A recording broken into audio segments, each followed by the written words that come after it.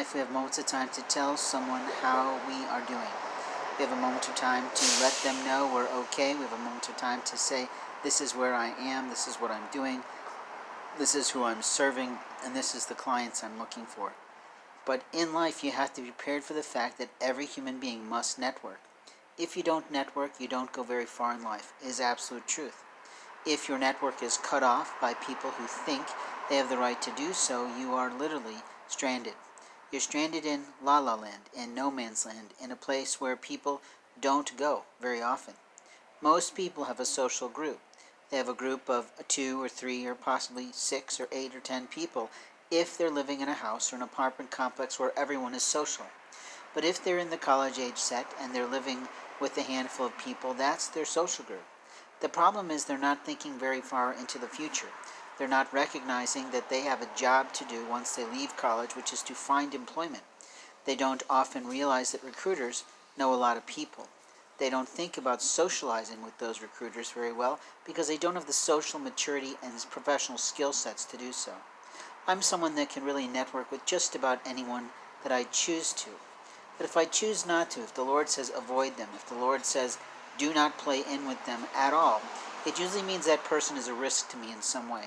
It means they're a liar of some sort, it means they're a power-hungry individual of some kind, and that they will never show me honor and regard for who I am in the world of men. I don't have to prove myself. I did that a long time ago. I held myself in a position that allowed me the opportunity to prove myself in my community as a servant to the businesses that were there. Small businesses that attended my Business Strategy and Technology Forum got served. They learned marketing tips, technological advancements, and other strategies to try to produce a better business. Some of them implemented the strategies and improved. Others did not. There was always one or two that had their own way of doing things. They just showed up because they wanted to be with people. They didn't really need the money because they were living off of a divorce settlement and they were working on selling their books online. They hoarded their information.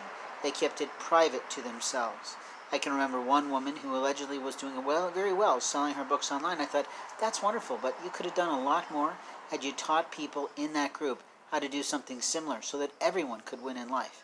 And everyone could then buy her book or everyone could purchase her book to give it to someone else. But because she was unwilling to share her life with other people, she was sort of a difficult partner in that group. There was other people that sometimes played in and played out and were welcome, but they recognized that their target market was not in my group. The group became more of a social network, more of an educational forum, not really a business exchange forum. Because as we know, most of our target markets are not attending those networking circles. As much as I cared for my friends Tony and Tamara who ran Linking Indiana, they were great to go out to supper with. They were often very generous and kind with me, but they didn't really produce for me results in their networking events. Despite the fact how fun they were, despite how many great people I met, none of those people ever hired my marketing skills. Not one. And I went for several years, several events.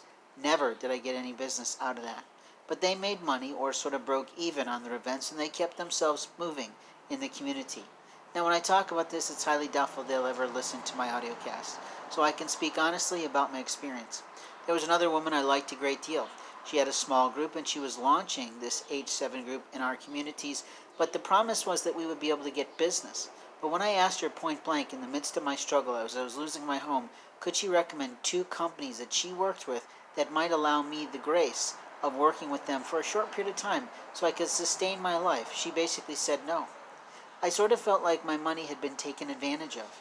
The promise was introductions to people who would buy. That was the promise of the group. It never occurred. Every woman there was there because they were there as a wife to a man who was the mainstay of employment in their household. When women are married and they're doing their business, they're not as serious about it as those who are having to provide for their own children and working single life. But then there are still some women who like to play the field. They're married, but they continue to play with other people's emotions. They get in close with them, they have intimate relations with them, and I don't mean sexually inappropriateness. I just mean they have conversations that create a level of love, a level of life, a level of maturity, a level of experience that says, hey, if something goes wrong in that relationship, I am right here for you. I am so into this. But the truth is, that is a risk to their marriage. When they risk their marriage, they lose their marriage, and there's often that 7-year itch that men feel.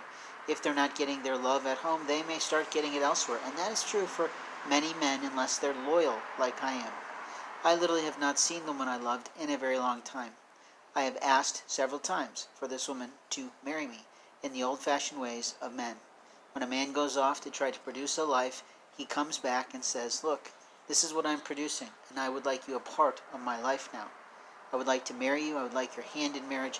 I would like to hold your hand for the rest of our lives, regardless of the fact that I am now 50 years old. I've not had the luxury of a full-on equal partner in marriage. I had a partner who was extremely good at what she could do. We were sort of 50-40, I suppose. But the reality is there is no perfect relationship. There's the relationship that the Lord gives us and gifts to us so that we can learn to grow and love. Long ago I knew it wasn't a perfect match, but I still loved that person. We still had a life together, we had a family together, and for the most part, despite our son, we had a good way of living. The truth is that when that fell apart, other people decided to launch an attack on my life. Even here in the Illinois community where I'm a brand new person, I have someone leaving me notes about how I can and can't go to the toilet. I find that highly offensive. I will talk about that another time, but my truth is that I cannot get over that someone create a poster of that kind. I think, who the hell is this person? And why the hell is it coming flying towards me in a parking garage? But it feels like a placement by someone, a lie by someone, and the truth is that the lies people tell about what they think are their rights are lies. The only rights you have to yourself are yourself. The only rights you have in this world are to your life, and how you choose to interact with other people, how you choose to manage that relationship is completely, 100% your responsibility. It is not a wise decision to say, I did nothing wrong in this relationship if the relationship's fallen apart. That's a lie you tell yourself. The lie you tell yourself is that I am not liable for anything I've done to impact this individual's life whatsoever. That is a lie a person tells himself. And when they decide to be immature and they decide not to have a conversation, to clear things up, to part the ways, to make peace, they bring other people into it. I can recall trying to call one of my girlfriends during the summer. I borrowed a telephone at a restaurant, which was humbling enough as it was as a man to not have a phone at all, but let alone to have to borrow it at a restaurant. And the man said, sure, you can do that. And then I got on the phone, I made the phone call, I left a message, and the woman on the other end of the phone started shouting and yelling at me. I had not even talked to that woman in so long it wasn't even funny. I don't know if the cybercrime had been impacting our relationship. I don't know if someone else was pretending to be me with her. I don't really know, but you'd think she'd know my voice by now. You'd think she'd know that I didn't have a cell phone for almost a year plus. But the truth be known that I loved that person. I wanted to reach out to her and say, hey, I'm in town. Would you like to get together for coffee? I'd like to make amends. I'd like to make up our time. I'd like to rebuild our relationship. I'd like to see what we might be able to do to help one another. I certainly was in struggle and certainly needed some help. And by God, if you're going to house a dog on the floor of your house, maybe, just maybe, you'd be willing to house a man on the floor of your house, like Harry Potter under the stairs. You see, often in life we often feed a pet over feeding a person. Now, I have found some generous and loving and kind people in this community who have openly paid for me to eat. It was very loving and kind when a young man named Brandon bought me supper, even though the supper was absolutely horrible because some Mexican put cilantro in a meal that doesn't have cilantro in it. And openly, I've had food laced before by people who have thought they were being loving and kind to pay for my meal. Because when someone pays for a meal, for some reason they think it gives them license to do a lot of things. But in life, we have moments of time to say, this is the law of the land. That the laws of our land say you do not have the right to infiltrate anyone's health care. You don't have the right to infiltrate anyone's banking. You don't have the right to do one thing on behalf of that person without their consent or permission, no matter who has told you that you can. The truth of the matter is that many people violate rights today. They often will talk over someone, they will often talk for someone, they will often try and interpret for someone, and that person probably didn't ask them to do that at all. In life, we have moments of time to say, shut up and listen for once. Listen to who you are in people's minds. Listen to what your soul is saying. If you're in a relationship that's really not healthy, you can tell by that person's inability to show love, care, and honor and regard to anyone else in the world. The truth is that my life has been played upon and preyed upon by people in law enforcement, people in religious realms, and people in a black community that I don't even know, that I have no clue of who they are, why they think they have rights in my life, and who the hell gave them any idea that they might. In life, we have moments of time to prove who we are in the house of God. And in the house of God, only God has the right to lead a person into the right situation with the right person.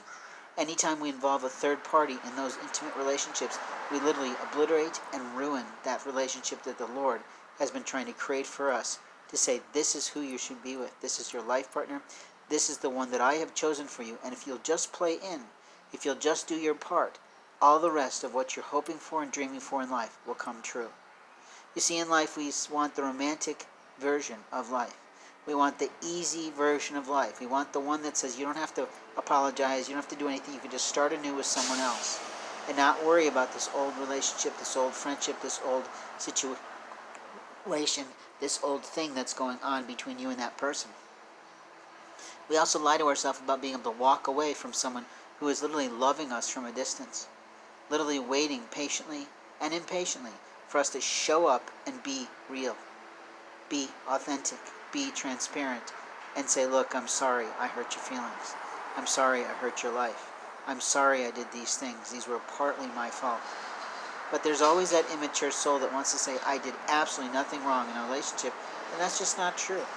This is relationship 101 skills, is absolute truth. When there's a breakdown in communications, it usually involves two parties.